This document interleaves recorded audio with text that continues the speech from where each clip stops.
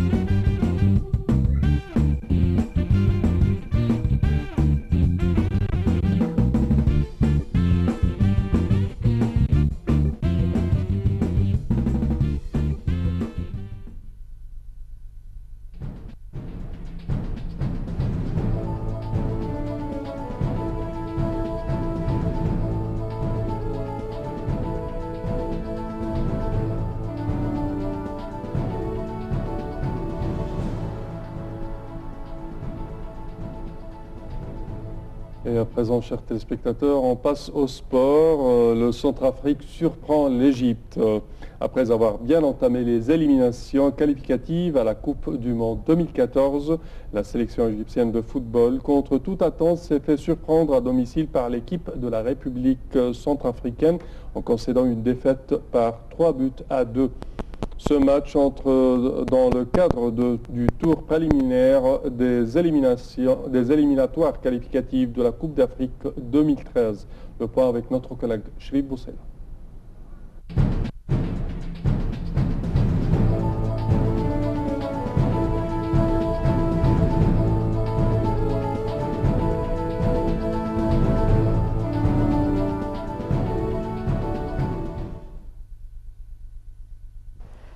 Incroyable mais vrai. L'Égypte, dont tous les indicateurs semblaient au beau fixe, s'est inclinée chez elle face au Centrafrique. La situation est grave car à moins d'un rétablissement spectaculaire. Dans 15 jours à Bangui, les Pharaons sont tout simplement menacés de manquer, comme au début de cette année, la phase finale de la CAN Orange Afrique du Sud 2013. Ce serait un nouveau coup de théâtre dans le football africain qui n'en a pas été avare ces derniers mois. Les choses avaient pourtant bien commencé pour les Pharaons avec l'ouverture du score dès la 10e minute par Mohamed Zidane qui trempait le gardien Geoffrey Lambé. Mais les fauves du bas Ubangui, loin de se laisser démoraliser, égalisés à la 26e minute par leur attaquant Hilaire Momi. Moins de 10 minutes plus tard, l'équipe visiteuse perdait son défenseur Salif Keita après expulsion par l'arbitre après un deuxième carton jaune, ce qui contraindra les Centrafricains à jouer tout le reste de la partie à 10 contre 11. Un avantage dont semblait profiter l'Égypte puisque dès le retour des vestiaires, Mohamed Salah permettait aux siens d'ajouter un deuxième but. Mais Momi, une seconde fois, ramenait les deux équipes à égalité juste après l'heure de jeu. L'Égypte était au bord du désarroi. Bob Bradley procédait alors à plusieurs changements. Le calvaire égyptien n'était pas terminé. Assam Al-Hadri a la troisième fois cherché le ballon au fond de ses filets à la suite d'un tir de l'attaquant David Manga, 3-2 en faveur du Centrafrique. L'inimaginable s'est produit. L'Égypte n'avait plus été battue chez elle depuis août 2006 par l'Uruguay 0-2 et depuis janvier 2006 par l'Afrique du Sud 0-1. Quant à Centrafrique, elle n'avait jamais gagné un match à l'extérieur. L'Américain Bob Bradley a déclaré après le match que ses joueurs ont commis une série d'erreurs, notamment en défense, et c'est pourquoi ils ont perdu. Il a assuré qu'ils sont tous responsables, les joueurs comme le staff technique. Bradley a également indiqué que pour le match retour, il leur faudra une troupe de combattants et que ce sera très difficile. Selon le sélectionneur américain, la mission principale est de se qualifier pour la Coupe du Monde 2014 et qu'il ne démissionnera pas s'il s'échoue à se qualifier pour la CAN 2013. De toute manière, nous devons nous battre pour le match retour.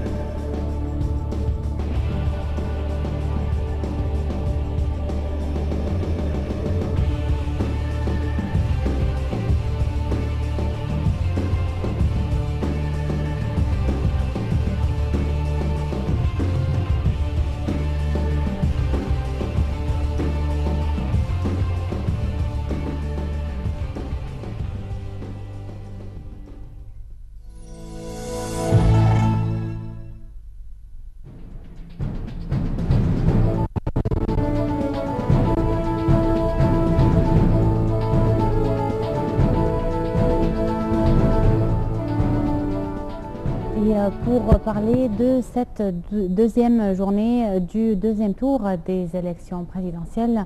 Une journée, on espère bien, qui finira par mettre l'ordre en Égypte et nous faire commencer une nouvelle ère avec un président, un cinquième président à la tête de la République arabe d'Égypte. On espère le voir très bientôt. On en a marre de toutes les tensions, de toute l'insécurité, de tout le stress qu'on a pu vivre depuis le 25 janvier 2011 et on espère que cette période se terminera à bien et que surtout on acceptera le résultat quel qu'il soit. Pour parler de cela aujourd'hui, nous serons en compagnie de Dr Ibrahim Al-Bahiri, professeur de droit à l'université de Helwan, et Dr Wael Foued, journaliste. On est ravis de vous avoir avec nous. Alors, on a remarqué quand même hier un taux de participation assez faible à cette journée qui est très importante dans l'histoire de l'Égypte. D'après vous, pourquoi? On dit que c'est la chaleur, mais est-ce que c'est vraiment la chaleur? La chaleur peut être je me permets de parler. Oui, bien sûr. La chaleur peut être un premier facteur, mais je pense qu'il y a d'autres facteurs qui jouent en fonction de ce qui se passait, à savoir l'arrêt de la Haute Cour constitutionnelle. Je pense qu'elle a joué un rôle là-dessus, parce que certains avaient un sentiment de déception. On l'a vu, on l'a entendu, on entendait même parler de devoir de frères musulmans de quitter la présidentielle. Également, faut-il souligner que le fait qu'il y avait 13 candidats au premier tour et qu'il y a 11, me semble-t-il, 11 qui sont écartés. Parmi ces 11-là, il y a des candidats, des électeurs qui ne sont ni convaincus ni des candidats des frères musulmans, ni de